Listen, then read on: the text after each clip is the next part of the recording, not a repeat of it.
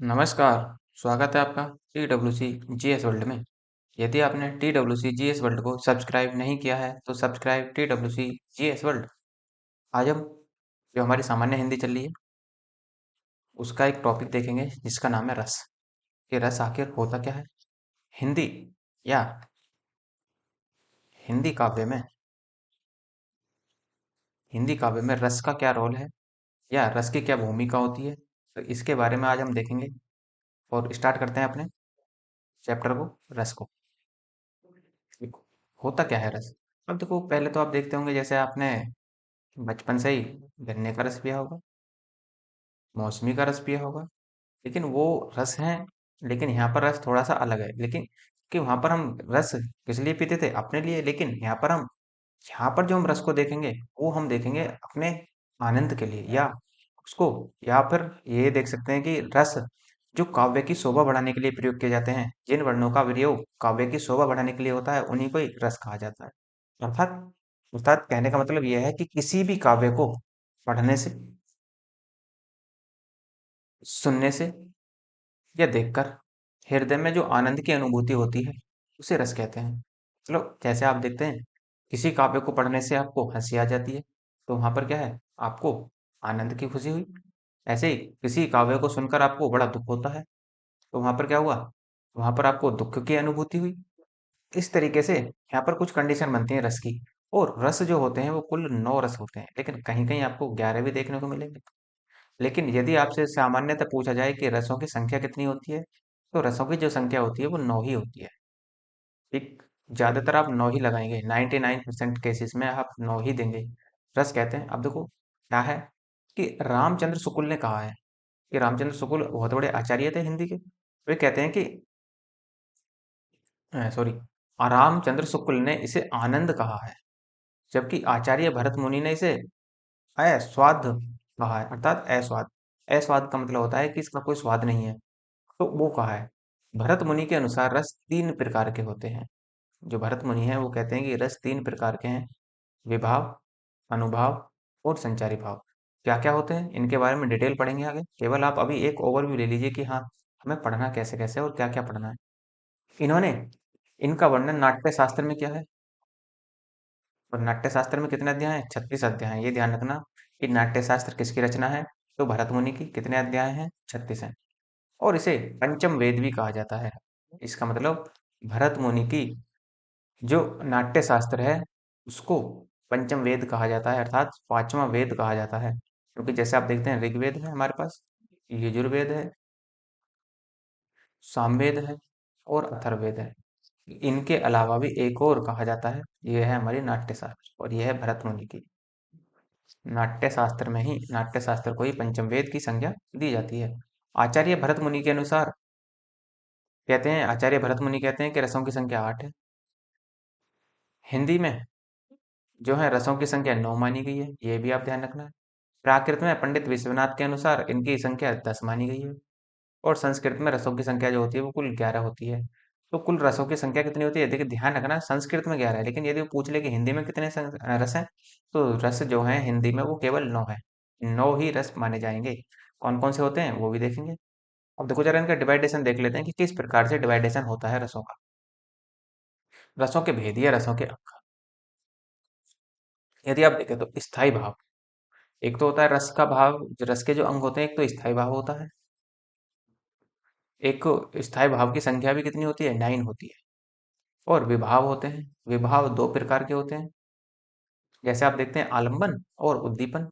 आलंबन और उद्दीपन क्यों उत्पन्न होते हैं, उनका भी अभी चर्चा कर लेंगे। उसके बाद में आलंबन को भी 2 भागों में बांट दिया जाता है, जैसे आप कहते हैं आश्रयालंबन और विषयालंबन। तो इस प्रकार से हमारे रसों का डिवाइडेशन हो जाता है। अब देखो, अनुभाव की जो संख्या बताई गई है, अनुभाव की संख्या बताई गई है 4। अनुभाव कितने? 4। जैसे कायिक, सात्विक, वाचिक और आहार्य। जबकि सात्विक भी आपका 8 प्रकार का होता है। कौन कौन से होते हैं ये जानने की आवश्यकता नहीं है, हालांकि मैं बता दूंगा आपको आगे चलकर इसी में। लेकिन फिलहाल आपको स्थायी भाव के बारे में जानना है, विभाव के बारे में, अनुभाव और संचारी भाव। संचारी भाव 33 होते हैं, जैसे क्रोध, घृणा, इस तरह के कुल मिलाकर 33 होते हैं आपके। संवेग वगैरह जो होते हैं वो सब इसी में आते हैं। लेकिन आपसे ये नहीं पूछेगा कि कौन कौन सा संचारी भाव है कौन सा नहीं, केवल इतना पूछ सकता है कि आपको कि संचारी भावों की संख्या बताओ, तो संचारी भावों की संख्या जरूर याद रखनी है कि 33 होती है संचारी भावों की संख्या। उसके बाद में देखो भाव जो हम देखते हैं, रस को देखते हैं पहले, और रस का स्थायी भाव भी देखेंगे कि रस का स्थायी भाव क्या होता है। जैसे रस, आपको क्या बताया, 9 रस बताए थे, लेकिन हिंदी में जो वात्सल्य रस है और जो भक्ति रस है, इसको थोड़ा सा साइड कर दिया गया, इसीलिए हिंदी में इनकी संख्या जो मानी गई है वो 9 ही मानी गई है। ये आप ध्यान रखिए, 9 ही संख्या है। जैसे रस जो होते हैं हमारे पास, जैसे श्रृंगार रस है, तो श्रृंगार रस का जो स्थायी भाव होगा वो रति होगा। और रसों का राजा भी किसे कहा जाता है, श्रृंगार रस को ही कहा जाता है। हास्य रस, हास्य रस का मतलब जिसे देखकर हंसी आती हो, तो उसका जो स्थायी भाव होगा वो हास्य होगा। करुणा रस, करुणा रस में ऐसा होता है जहाँ पर शोक वगैरह मनाया जाता है, जैसे कहीं मृत्यु हो जाए किसी की, तो वहां पर शोक मनाया जाता है, तो वहां पर कौन सा रस उत्पन्न होगा, वहां पर करुणा रस उत्पन्न होगा। और उस करुणा रस का स्थायी भाव शोक होता है। जैसे वीर रस, वीर रस जहाँ पर दो वीर युद्ध करते हैं या मल्ल युद्ध करते हैं, तो वहां पर क्या होता है, उत्साह होता है। या मैच होता है, मैच में भी क्या होता है, उत्साह होता है, तो वहां पर वीर रस की उत्पत्ति होती है और उसे हम कहते हैं उत्साह रस। उसका स्थायी भाव जो होता है वो उत्साह होता है। रौद्र रस, रौद्र का मतलब होता है गुस्से वाला, और इसी वजह से इसका जो स्थायी भाव बना वो बना क्रोध। भयानक रस का स्थायी भाव बनेगा, भयानक मतलब किसी कोई वस्तु बड़ी भयानक हो तो उसे देखकर क्या लग जाता है, भय हो जाता है या डर लग जाता है, इसीलिए उसका जो स्थायी भाव रखा गया है वो भय रखा गया है। विभत्स रस, विभत्स रस का मतलब होता है यदि किसी चीज को देखकर आपको घृणा का भाव उत्पन्न हो जाए। जैसे आप रास्ते में जा रहे हैं, कहीं आपने कुछ मरा हुआ जानवर देख लिया और वो बिल्कुल उसे जानवर खींच खींच के, और जानवर कौवे वगैरह खींच खींच कर खा रहे हैं, तो वहां पर क्या होगी, उत्पन्न होगी, आपको घृणा उत्पन्न होगी या जिगुप्सा उत्पन्न होगी। तो इसी को ही विभत्स रस को ही घृणा का भाव दिया जाता है, या घृणा इसका स्थायी भाव होता है। ऐसे आपका अद्भुत रस है, अद्भुत रस का मतलब किसी वस्तु को देखकर आश्चर्यचकित हो जाना, वहां पर होता है विस्मयादि बोधक या विस्मय स्थायी भाव होता है, या फिर इसी को विस्मय को हम आश्चर्य भी कह देते हैं, ये आश्चर्य भाव हो रहा है इसमें। शांत रस, शांत रस का जो स्थायी भाव बनता है, निर्वेद बनता है, जब कोई व्यक्ति शांत हो रहता है बिल्कुल, तो उसका जो स्थायी भाव बनेगा उसमें निर्वेद होगा। नेक्स्ट, वात्सल्य रस, वात्सल्य रस का स्थायी भाव वात्सल्य ही रत होता है या वात्सल्य रति होती है। और भक्ति रस का अनुराग, भागवत, विषयक या फिर रति होती है। इस तरीके से हमने 11 देखे, लेकिन आपको 9 ही ध्यान रखने, और 9 ही मैं आपको पढ़ाऊंगा, क्योंकि हिंदी में जो है वो 9 ही इनकी संख्या है। अब देखो इनका वर्ण भी होता है, जैसे मैं आपसे कह दूं श्रृंगार रस का वर्ण कैसा होता है, तो श्रृंगार रस का जो वर्ण होता है वो होता है श्याम, श्याम अर्थात काला। और किस देवता को समर्पित है ये श्रृंगार रस, तो ये विष्णु देवता को समर्पित है। ठीक। ऐसे हास्य रस, हास्य रस का स्थायी भाव हंसी, हास, और जो इसका वर्ण होगा वो शुक्ल होगा, शुक्ल अर्थात श्वेत, श्वेत अर्थात सफेद, और ये प्रमथ देवता को समर्पित है आपके। ऐसे ही करुणा रस का स्थायी भाव जो होता है वो शोक होता है, और इसका होता है वर्ण कपोत, कपोत अर्थात कबूतर। ऐसे ही ये जो है ये यम देवता को समर्पित है। उसी तरीके से आप देखेंगे वीर रस का, वीर रस का जो वर्ण होता है वो सुवर्ण विरत होता है, और ये महेंद्र देवता को समर्पित है। जैसे ही रौद्र रस, रौद्र रस जो होता है वो, उसका जो वर्ण होता है वो रक्त होता है अर्थात लाल होता है, और ये रुद्र देवता को समर्पित होगा। जैसे आप देखेंगे आगे भयानक रस, तो भयानक रस में देखेंगे तो वर्ण जो निकलेगा वो कृष्ण निकलेगा, और कृष्ण का जो कृष्ण जो संबंधित है वो, या देवता जो संबंधित है इस रस से, वो महाकाल है। नेक्स्ट है आपका विविध रस, विविध रस से जो वर्ण होता है उसका नील होता है, और इसके भी देवता महाकाल ही हैं। अद्भुत रस, अद्भुत रस में पीत वर्ण होता है और गंधर्व इसका देवता होता है। ऐसे आप देखेंगे शांत रस, शांत रस में जो वर्ण होता है वो धवल होता है, धवल एक तरीके से सफेद ही होता है बिल्कुल, और श्री नारायण को समर्पित है।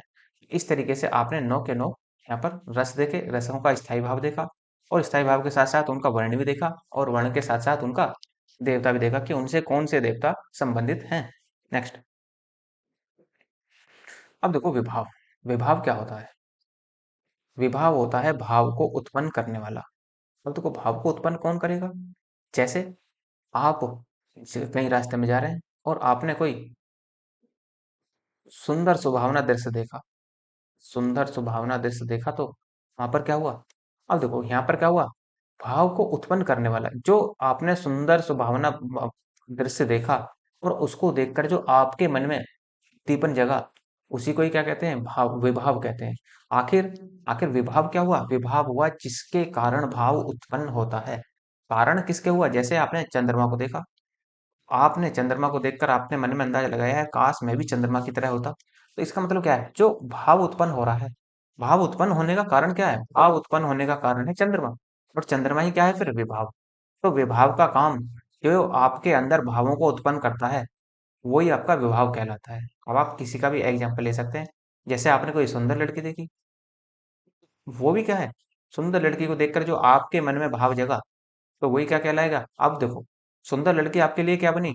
जो वे विभाव का काम बनी, क्योंकि इसी लड़की ने क्या करा है? आपके अंदर भाव जागृत करे, तो ये विभाव का काम करेगी। तो ध्यान रखेंगे, विभाव क्या होता है? भाव को उत्पन्न करने वाला। अब ये भी क्या होते हैं? दो प्रकार के होते हैं विभाव भी, जैसे आलम्बन विभाव और एक होता है उद्दीपन विभाव। आलम्बन विभाव का मतलब होता है जिसके द्वारा भाव उत्पन्न होता है। तो भाव किसके द्वारा उत्पन्न होता है? व्यक्ति के द्वारा, या किसी और किसी और वस्तु के द्वारा। और उद्दीपन क्या होता है? उद्दीपन विभाव जो भाव को गति प्रदान करता है, जो भाव को गति प्रदान करेगा। जैसे इसी, या फिर आपने चंद्रमा को देखा और आपके अंदर विभाव उत्पन्न हुआ, तो विभाव उत्पन्न हुआ, अब क्या हुआ? अब आपके मन में और भी जागृति हुई। आपके मन में जो जागृति हुई, वो क्या कहलाया? उद्दीपन विभाव हुआ। क्यों? क्योंकि आपके मन में उसे जानने की और जिज्ञासा जगी, और जब जानने की और जिज्ञासा जगेगी, तो आपको जो उद्दीपन उत्पन्न हो रहे थे, उनको गति प्रदान कर दी। तो इसी वजह से क्या हुआ? वो उद्दीपन विभाव कहलाता है। तो आलम्बन क्या होगा? जिसके द्वारा भाव उत्पन्न होता है। उद्दीपन क्या होगा? जो भावों को गति प्रदान करता है। एक बार जब भाव उत्पन्न हो गए और उनको जो गति दी है, जैसे एग्जाम्पल लो, आप यदि आप चाहें, आपके मन में एक विभाव उत्पन्न हुआ कि यार मुझे तो बाहर जाना है कहीं, और यदि आपको कहीं बाहर जाना है और आप पैदल ही चल दिए, लेकिन क्या हुआ? पैदल जा रहे हैं, लेकिन विभाव तो आपके अंदर, आलम्बन तो उत्पन्न हो गया आपके अंदर, लेकिन वो स्पीड से नहीं हुआ। लेकिन यदि आपको कोई बाइक दे दे और आप अब आपसे कहे कि लो जी घूमने जाओ, तो इसका मतलब क्या हुआ? जो बाइक ने आपको गति प्रदान की, वही क्या कहलाएगी? इसका मतलब जो बाइक मिली आपको, वो उद्दीपन का काम करेगी। इसका मतलब बाइक ने आपको क्या कर दी? गति प्रदान कर दी। मतलब जहां पर आप जल्द देर से पहुंचने वाले थे, वहां पर आप कुछ ही घंटे में पहुंच सकते हैं, जहां पर पूरे दिन में भी नहीं पहुंच पाते। तो इस तरीके से बाइक का काम क्या हुआ? उद्दीपन का काम हो गया। अर्थात उद्दीपन क्या होता है? जो भाव मन के अंदर आते हैं, उनको गति प्रदान करता है। तो देखो, आलम्बन भी आपका दो प्रकार का होता है। एक होता है आश्रय लंबन, एक होता है विषय लंबन। आश्रय का लंबन का मतलब, इसका जो संबंध है वो आश्रय से है, और विषय लंबन का संबंध जो है वो विषय से है। जैसे जिसके मन में भाव जगे, आश्रय लंबन का मतलब होता है जिसके मन में भाव जगेगा, उसी में ही आश्रय लंबन होगा। भाई आश्रय, जो भाव होगा, वो आश्रय कहाँ लेगा? रुकेगा कहाँ? जिसके मन में जगेगा वहीं रुकेगा। ऐसे ही विषयालंबन क्या होगा? जिसके प्रति भाव जगेगा। जैसे आपने देखा, किसी सुंदर लड़की को देखा, और जब सुंदर लड़की को देखा, तो भाव जो जगा, किसके प्रति जगा? आपका भाव जो जगा, वो सुंदर लड़की के प्रति जगा। और जो सुंदर लड़की के प्रति आपके मन अंदर भाव जगा, तो वो क्या हुआ? वो विषयालंबन का भाव हुआ। आश्रय लंबन, आश्रय लंबन आप अपने आप को मान लो, जिसके मन में भाव जगा, मान लो आपके मन में भाव जगा, तो आप आश्रय लंबन। जिसके लिए भाव जगा, वो आपके लिए विषय लंबन। इस तरीके से आपने यहाँ पर देख सकते हैं। उद्दीपन भाव जो होते हैं, वो उद्दीपन विभाव को चार प्रकार से देखते हैं। जैसे हम देखते हैं आलम्बन के गुण, चार प्रकार पर स्थित होता है ये। आलम्बन की चेष्टा, कि आलम्बन की किसने चेष्टा की है। उसके साथ साथ आलम्बन का अलंकार, आलम्बन में कौन सा अलंकार है, और तटस्थता। तो चार भाव होंगे, इतना ध्यान ध्यान रखने की जरूरत नहीं है आपको। केवल आप इतना ही ध्यान रखेंगे कि आलम्बन विभाव क्या होता है, उद्दीपन क्या होता है, आश्रय लंबन क्या होता है, और विषय लंबन क्या होता है। तो छोटा छोटा, बहुत ही थोड़ा थोड़ा इनके अंदर अंतर देखने को मिलता है। नेक्स्ट है आपका अनुभव। अनुभव आपको बताया गया था कि चार प्रकार का होता है: सात्विक, कायिक, वाचिक और आहार्य। अब जो सात्विक होते हैं, वो आपको मैंने पीछे बताया था कि आठ प्रकार के होते हैं, तो आठों के आठ प्रकार यहाँ पे लिखे हुए हैं, लेकिन थोड़ा सा अंदाजा रखना बस, जहाँ बाकी कुछ नहीं याद रखना। हाँ, ये देखो, जैसे सात्विक का जो अनुभव होगा, वो क्या होगा? स्तंभ, स्वेद, रोमांच, स्वरभंग, कंप, वैवण्य, अश्रु और प्रलय। तो ये इसके सात्विक भाव होते हैं। संचारी भाव, संचारी भाव जो आपको बताए गए थे, वो कितने होते हैं? 33। तो संचारी भाव केवल आपको देखो, संचारी भाव को ही हम व्यभिचारी भाव भी कहते हैं। ये आप ध्यान रखेंगे। मतलब ध्यान क्या रखना है? देखो, केवल आपको जो ये 33 लिखे हुए हैं, केवल आपको एक अंदाजा लेना है कि हाँ क्या क्या हो सकते हैं। बाकी आपको 33 के 33 को लेकर रट्टा नहीं मारना। बस, ताकि यदि ऑप्शन में पूछ ले कि कौन सा संचारी भाव का उदाहरण नहीं है या है, तो वहां पर थोड़ा सा देख के ही आपको ध्यान आ जाएगा कि हाँ इनमें से कोई होता है। तो एक दो बार इनको देख लेना, बाकी कोई जरूरत नहीं है इनको बार बार देखने की। जैसे हर्ष होता है, हर्ष का मतलब खुशी। असूया होता है, दीनता है। वितर्क है, उन्माद है। विषाद है, अमरस है। जड़ता है, श्रम है। अवहितता है, त्रास है। मोह, आवेग, आलस्य, अपस्मार। उसी तरीके से आप देखेंगे लज्जा, गर्व, निर्वेद, निद्रा, व्याधि, गिलानी, उत्सुकता, धृति, स्वैपन, मरण, चिंता, उग्रता, मति, स्मृति, शंका, चपलता, विबोध और मत। इतने आपको यहाँ पर ध्यान रखने हैं। केवल मोटे तौर पर तो केवल इतना ही ध्यान रखना है कि संचारी भावों की जो संख्या होती है वो 33 होती है बस। अब देखो रसों के प्रकार, एक ओवरव्यू ले लेते हैं हल्का सा, ताक से कि हाँ रस उनके 9 प्रकार होते हैं, कौन कौन से होते हैं, क्या क्या होते हैं। बाकी इनके बारे में हम डिटेल वन बाय वन देखते हुए चलेंगे। जैसे श्रृंगार रथ। जैसे श्रृंगार रस का जो स्थायी भाव बताया था आपको, क्या बताया था, रति बताया था। आचार्य भोज राज ने इसे रस राज की संज्ञा दी है। ये भी आपको ध्यान रखना है कि रस राज किसे कहा जाता है। तो रस राज से रसराज की संज्ञा जो दी गई है वो श्रृंगार रस को दी गई है। वो भी किसने दी है, आचार्य भोज राज ने इनको रसराज की संज्ञा दी है। किसी भी चीज को देखने से या सुनने से जो अनुभूति होती है उसे श्रृंगार रस कहते हैं। ये दो प्रकार का होता है, एक तो संयोग श्रृंगार होता है और एक वियोग श्रृंगार होता है। अब देखो संयोग क्या होता है, जहां पर नायक और नायिका के मिलने का बखान होता है, वहां पर संयोग श्रृंगार होता है। यहाँ पर नायक और नायिका मिलेंगे, वहां पर संयोग श्रृंगार होगा। ये सुख की अनुभूति देता है। संयोग श्रृंगार किसकी अनुभूति देगा, सुख की अनुभूति देता है। और वहीं पर आप देखेंगे वियोग श्रृंगार, जहां पर नायक और नायिका के बिछड़ने का वर्णन किया जाता है, वहां पर आपका वियोग श्रृंगार होता है। वियोग का मतलब बिछड़ जाना, और ये दुख की अनुभूति देता है। ठीक, इनके बारे में और देखेंगे। हास्य रस, हास्य रस का जो स्थायी भाव होता है वो हास होता है, जिससे हंसने की प्रवृत्ति आती है। अर्थात जिसको देखकर, किसी वस्तु को देखकर हंसी आए, तो वो क्या होती है, वो हंसने की प्रवृत्ति कहलाती है। इसका मतलब वहां पर रस कौन सा होगा, वहां पर रस जो होगा वो हास्य रस होगा। इसी प्रकार आप देखेंगे वीर रस। वीर रस का जो उत्साही, जो स्थायी भाव होगा वो उत्साह होगा।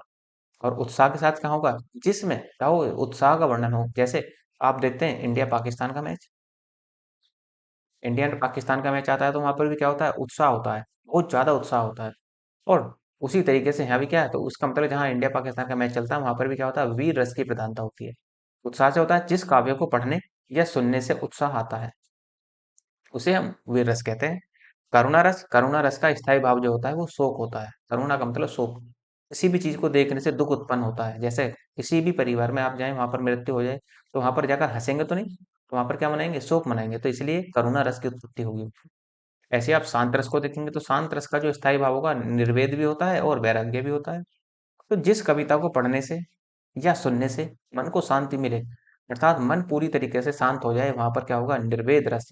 और निर्वेद स्थायी भाव होगा, और शांत रस की वहां पर उत्पत्ति होती है। नेक्स्ट है आपका अद्भुत रस। जब आप अद्भुत रस को देखें तो इसका जो स्थायी भाव होता है वो विस्मय होता है और आश्चर्य भी होता है। तो आश्चर्य का मतलब किसी चीज को देखने से या सुनने से मन में कोई विश्वास नहीं आता। अर्थात कोई बड़ी बड़ी बातें करते, यार काश ऐसा हो जाता। मैं मैं आपसे कह दूं कि यार मैं तो रोज चंद्रमा को छूता हूँ, इसका मतलब क्या है, आपको सुनकर बड़ा आश्चर्य से लगेगा कि यार चंद्रमा को कैसे सुनता है, कैसे हाथ लगा देता है। तो ये क्या है, एक आश्चर्यजनक बात हो जाती है। ऐसे ही नेक्स्ट है आपका भयानक रस। और भयानक रस का जो स्थायी भाव होता है वो भय होता है। किसी काव्य को पढ़ने या सुनने से जो भय उत्पन्न होता है उसे भयानक रस कहते हैं। और या फिर उसका स्थायी भाव क्या होता है, तो उसका स्थायी भाव भय होता है। रौद्र रस, रौद्र रस जो होता है उसका स्थायी भाव होता है क्रोध। रौद्र रस का स्थायी भाव किसी वस्तु को या किसी काव्य को पढ़ने से या सुनने से यदि गुस्सा आ जाता है, तो वहां पर क्या होगा, वहां पर रौद्र रस की उत्पत्ति हो जाती है। और रौद्र रस क्या होगा, क्रोध होता है आपका। विभत्स रस, विभत्स रस जो होगा उसका स्थायी भाव जो होता है वो जुगुप्सा होता है, या फिर आप कह लें कि घृणा होता है। घृणा या जुगुप्सा घृणा का भाव उत्पन्न करने के लिए होता है। यदि किसी काव्य को पढ़ने से या सुनने से क्या हो जाती है, घृणा की उत्पत्ति हो जाती है, तो वहां पर आपका विभत्स रस की उत्पत्ति होगी, और उसी को इसका स्थायी भाव जो बनेगा वो जुगुप्सा या घृणा उसका स्थायी भाव बन जाता है। तो ये हो गया देखो हमारे रस। अब रसों को हम वन बाई वन देखेंगे कि किस तरीके से डिटेल देखेंगे इनको बारे में, श्लोक के साथ। जैसे श्रृंगार रस, श्रृंगार रस रसराज की उपमा दी गई है। आचार्य भोजराज ने इन्हें रसराज की संज्ञा दी है। स्थायी भाव इसका रति होता है। और नायक और नायिका के पारस्परिक प्रेम से श्रृंगार रस की उत्पत्ति होती है। अर्थात जब नायक और नायिका जब प्रेम स्वरूप आपस में मिलते हैं तो वहां पर श्रृंगार रस की उत्पत्ति होगी और इसका स्थायी भाव जो होगा वो रति होता है। इसके दो भेद होते हैं, एक तो संयोग श्रृंगार और एक होता है वियोग श्रृंगार। संयोग में आपको बताएगा कि यहाँ पर नायक और नायिका के मिलने का वर्णन होता है तो वहां पर संयोग श्रृंगार, सुख की प्राप्ति होती है। और वहीं पर वियोग श्रृंगार जहाँ पर नायक और नायिका के बिछड़ने का वर्णन होता है वहां वहां पर वियोग श्रृंगार तथा दुख की प्राप्ति होती है। जैसे संयोग श्रृंगार में जहाँ नायक और नायिका के परस्पर मिलने का वर्णन हो वहां पर संयोग श्रृंगार होता है। जैसे राम के रूप निहारत जानकी, कंगन के नग की परछाई, याते सबे सुधि भूली गई, कर टेकी रही, पलटारे नाही। इसका मतलब क्या है कि राम के रूप राम के रूप को निहारती हैं। जो सीता माता होती हैं वो राम के रूप को निहारती हैं। तो वो कहती हैं कि कंगन के नग की परछाई। तो इसी वजह से क्या हो रहा है तो वहां पर ये जो आप ये जो आप श्लोक देख रहे हैं इससे किसकी अनुभूति हो रही है, इससे संयोग श्रृंगार की उत्पत्ति हो रही है कि अब क्या होगा, राम और सीता का क्या होने वाला है, मिलन होने वाला है। तो यहाँ पर जो होगा वो संयोग श्रृंगार की उत्पत्ति होगी। नेक्स्ट है वियोग श्रृंगार। वियोग श्रृंगार क्या होगा, जहाँ नायक और नायिका के विरह अर्थात बिछड़ने का वर्णन हो वहां पर वियोग श्रृंगार होते हैं। जैसे आप देखते हैं जब अ, रावण सीता जी को अपहरण करके ले जाता है तो वहां पर क्या होता है, राम से बिछड़ने का जिक्र होता है। कैसे होता है देखो, हे खग मृग हे मधुकर श्रेणी, तुम देखी सीता मृग नैनी। तो पशु पक्षियों से राम जी पूछते हैं कि हे खग हे मृग, तुम यहाँ पर थे क्या, तुमने मेरी सीता को देखा है। तो इस तरीके से वो यहाँ पर वर्णन कर रहे हैं। तो यहाँ पर क्या हो रहा है, विरह का वर्णन हो रहा है अर्थात नायक और नायिका के बिछड़ने का यहाँ पर वर्णन हो रहा है। ऐसे और देखते हैं, निस दिन बरसत नैन हमारे, सदा रहत पावन ऋतु हम पर, जब ते श्याम सिधारे। मतलब जब से श्याम आप ये कह लो कि श्याम जी जब छोड़कर चले जाते हैं कंस को मारने के लिए, तो उसी विरह में वहाँ की जो गोपियां होती हैं वो इस तरह की बातें करती हैं। तो वहां भी क्या हो रहा है, बिछड़ने का काम हो रहा है। तो यहाँ पर क्या होगा, वियोग श्रृंगार होगा। नेक्स्ट है हास्य रस। हास्य रस जो आप देखते हैं तो इसकी जो उत्पत्ति होती है वो क्या होता है, यह इसका स्थायी भाव होता है वो हास होता है। जब किसी व्यक्ति की विकृति वेशभूषा कार्य को देखकर हास की भावना उत्पन्न हो तो वहां पर हास्य रस होता है। जैसे विंध्या के वासी विंध्या के वासी उदासी, तपोव्रत धारी, तपोवत धारी, महाबिनु नारी दुखारे, गौतम ती तरी तुलसी सो, था सुनी सो मुनि वृंद सभारे। है शिला सब चंद्रमुखी परसे, मद मंजुल कंज तिहारे, किन्हीं भली रघुनायक जू करुणा करी, आनंद को पगु धारे। अर्थात इसमें जो आप देख रहे हैं, इस श्लोक में जो आप देख रहे हैं इसमें जो हास्य रस की उत्पत्ति होती है। नेक्स्ट है आपका करुणा रस। करुणा रस का स्थायी भाव जो होता है वो शोक होता है किसी वस्तु को देखने से।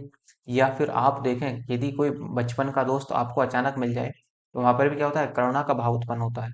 तो जैसे आप देखते हैं, या फिर आपको बचपन का दोस्त मिला लेकिन वो कैसे है, बहुत ही दीनहीन स्थिति में है, बहुत ही दीनहीन स्थिति में। मतलब उसकी स्थिति ऐसी नहीं है कि वो एक समय का अपना पेट भी भर सके कमाकर। तो इस तरह की स्थिति को देखते हैं तो उसमें क्या होता है, बड़ा ही दुख होता है। किसी प्रिय व्यक्ति की मृत्यु हो जाए या उसके साथ किसी अनिष्ट घटना उत्पन्न हो जाए, उससे जो शोक उत्पन्न होता है उसी को ही करुणा रस उत्पन्न, उसी को ही ये शोक से जिस शोक से करुणा रस की उत्पत्ति होती है उसी को ही करुणा रस कहते हैं। और वो उसका जो स्थायी भाव होता है वो शोक होता है। जैसे देखी सुदामा दीन दशा, करुणा करके करुणा निधि रोए। इसका मतलब क्या है, देखी सुदामा दीन दशा मतलब सुदामा की दशा को देखकर जो करुणा निधि थे अर्थात जो भगवान कृष्ण थे वो क्या होते हैं, करुणा निधि मतलब आंसुओं से रो पड़ते हैं देखकर कि मेरे मित्र की ऐसी दशा कैसे हो गई। वही यहाँ पर बखान किया जा रहा है। तो यहाँ पर क्या है, शोक की भावना उत्पन्न हो रही है। नेक्स्ट और देखो, शोक विफल सब रोहू रानी, रूपशील बल तेज बखानी। इसका मतलब होता कह रहा है कि कहीं का एक राजा है और राजा की मृत्यु हो जाती है तो उसकी राजा की मृत्यु पर शोक कर रही है रानी। और शोक किस तरह से कर रही है, उसके बल के बारे में बता रही है, उसके तेज के बारे में बता रही है, उसके शील के बारे में बताते हुए रोती हुई विलाप कर रही है। तो वहां पर जो उत्पन्न रस की उत्पत्ति हो रही है वो करुणा रस की उत्पत्ति हो रही है। ऐसे ही आपका रोद रस, स्थायी भाव क्रोध होता है। जिस काव्य को पढ़ने से, सुनने से मन में क्रोध का संचार हो जाए, वहां पर रौद्र रस होता है।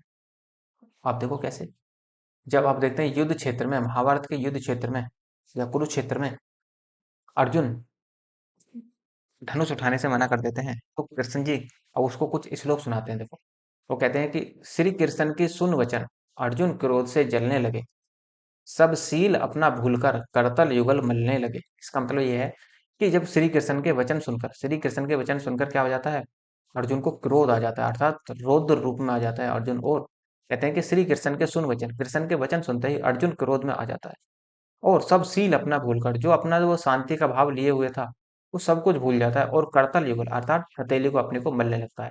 अर्थात क्या मतलब है, वो युद्ध के लिए सुख होने लगता है, और वहां पर क्या हो जाता है, क्रोध की भावना उत्पन्न होती है। नेक्स्ट है आपका, नेक्स्ट है आपका वीर रस। वीर रस का स्थायी भाव उत्साह होता है। उत्साह में जब किसी दृश्य या घटना को देखकर, पढ़कर, सुनकर मन में युद्ध करने या कठिन कार्य को करने का भाव उत्पन्न हो जाता है, तो वहां पर वीर रस की उत्पत्ति होती है। जैसे, हाँ, इस देश का वासी हूँ, इस माटी का कर्ज चुकाऊंगा, जीने का दम रखता हूं तो मरकर भी दिखलाऊंगा। इसका मतलब क्या है, इसमें वीर रस की उत्पत्ति होती है, क्योंकि हम इस देश के वासी हैं और इस माटी का हमें कर्ज चुकाना है, और जीने का दम रखता हूं तो मरकर भी दिखलाऊंगा। तो यहाँ पर क्या आ रहा है, यहाँ पर वीर रस की उत्पत्ति हो रही है, और जब वीर रस की उत्पत्ति हो रही है तो स्थायी भाव बनेगा यहाँ पर उत्साह का। उत्साह का वीर रस, यहाँ पर यहाँ उत्साह की उत्पत्ति होगी। नेक्स्ट है आपका भयानक रस। भयानक रस में क्या होगा, इसका स्थायी भाव भय होता है। जब किसी काव्य को पढ़कर, सुनकर, देखकर मन में भय उत्पन्न हो जाए, तो वहां भी क्या होगा, तो वहां पर भयानक रस की उत्पत्ति होती है, अर्थात इसका जो स्थायी भाव होता है वो भय होता है। जैसे आप देखते हैं कि एक और अजगर लखी, एक और मृगराई, विकल बटहु बीच ही, परियो मूर्छा खाई। इसका मतलब क्या था, इसका मतलब ये था कि कोई व्यक्ति है, कोई व्यक्ति है यहाँ पर, मान लो ये व्यक्ति है, तो ये जो व्यक्ति है इसके एक तरफ तो अजगर खड़ा है, और एक तरफ है शेर, मृगराई का मतलब शेर, शेर खड़ा है। तो इसका मतलब क्या था कि एक और अजगर खड़ी, एक और मृगराई, और विकल बटे हुए बीच में, विकल बटे हुए मतलब व्यक्ति जो है वो बीच में ही, पर वो मूर्छा खाई। इसका मतलब क्या हुआ कि डर के मारे ही क्या हुआ, वो मूर्छा खाकर यहीं पर ही गिर पड़ा, क्योंकि इधर जाऊंगा तो अजगर खा जाएगा, और इधर जाएंगे तो शेर खा जाएगा। तो इसी वजह से कह रहा है कि यहाँ पर उसके भयानक रस की उत्पत्ति हुई, अर्थात भय, उसके अंदर भय इतना उत्पन्न हुआ कि वो मूर्छा खाकर ही यहीं पर ही गिर गया। नेक्स्ट है आपका विभत्स रस। विभत्स रस, इसका स्थायी भाव घृणा होता है, अर्थात जुगुप्सा होता है। इसमें घृणा का भाव उत्पन्न होने पर विभत्स रस की उत्पत्ति होती है। जैसे, सिर पर बैठो काग, आंख दोई खात निकारत है, खींचत जीभ सियार अति न आनंद और धारत है, बीद जांग को खेद खेद के मांस उपारत है, स्वान अंगुरिन काटी काटी के खात विदारत है। इसका मतलब यह है कि कोई जानवर है जो मरा हुआ है, अब जो जानवर है मरा हुआ है तो सिर पर बैठो काग, अर्थात सिर पर तो उसके काग बैठा है, और जो उसकी आंखों को निकाल निकाल कर खा रहा है, ऐसे ही। और जो खींचत जीभ सियार, और जो सियार होता है, सियार जो है उस जानवर की क्या कर रहा है, वो उस जानवर की जीभ को निकाल खींच खींच कर खा रहा है, आनंद से खा रहा है। गिद्ध, गिद्ध जो होते हैं, गिद्ध उसकी जांग पर बैठकर उसके मांस को निकाल निकाल कर खा रहे हैं।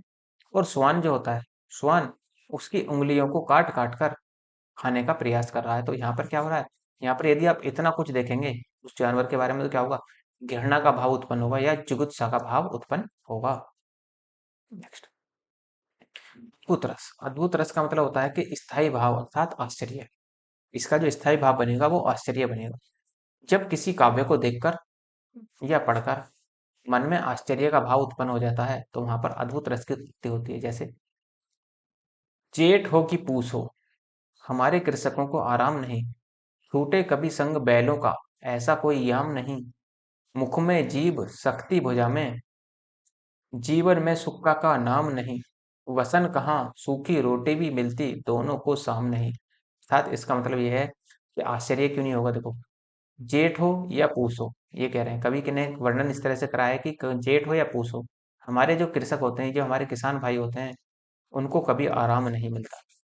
छूटे कभी संग बैलों का, जैसे जुताई करते हैं ना बैलों से, तो कह रहे हैं छूटे कभी संग बैलों का ऐसा कोई याम नहीं, ऐसा याम नहीं मतलब ऐसा कोई दिन नहीं होता कि बैलों से संग छूट जाए, ऐसा कोई याम नहीं। मुख में जीभ है, शक्ति भुजा में जो है वो शक्ति है, और जीवन में सुख का बिल्कुल भी नाम नहीं है। मतलब काम सारे करे जा रहे हैं लेकिन जीवन में क्या नहीं है, सुख नहीं है। वसन कहाँ रहे, कहाँ सूखी रोटी भी मिलती दोनों को सामने, मतलब पूरे दिन लगे रहने के बाद भी शाम को सूखी रोटी तक नहीं मिलती। तो कवि ने कुछ इस तरीके से यहाँ पर वर्णन किया है। तो इसमें क्या हो रहा है, इसी वस्तु को देखकर आश्चर्य का भाव उत्पन्न होता है कि हाँ यार, इतनी मेहनत करने के बाद भी व्यक्ति को रोटी नहीं मिल रही, तो ऐसे कैसे बात बनेगी। तो वही यहाँ पर कवि ने वर्णन करने का यहाँ पर प्रयास किया है। नेक्स्ट है शांत रस। अब आप देखते हैं शांत रस का स्थायी भाव होता है निर्वेद या वैराग्य। किसी काव्य को पढ़कर, सुनकर मन में संसार के प्रति, ईश्वर के प्रति अनुरक्ति का भाव उत्पन्न होता है, तो वहां पर क्या होता है, शांत रस की स्थापना हो जाती है। तो शांत रस वहां पर देखने को मिलता है। और जो शांत रस का स्थायी भाव बनता है वो निर्वेद या वैराग्य बनता है। जैसे मन रे तन कागज का पुतला, लागे बूंद बिनसी जाए छिन में, गर्भ करे क्या इतना। अर्थात कवि कहने का ये प्रयास कर रहे हैं कि मन जो है एक कागज का पुतला है।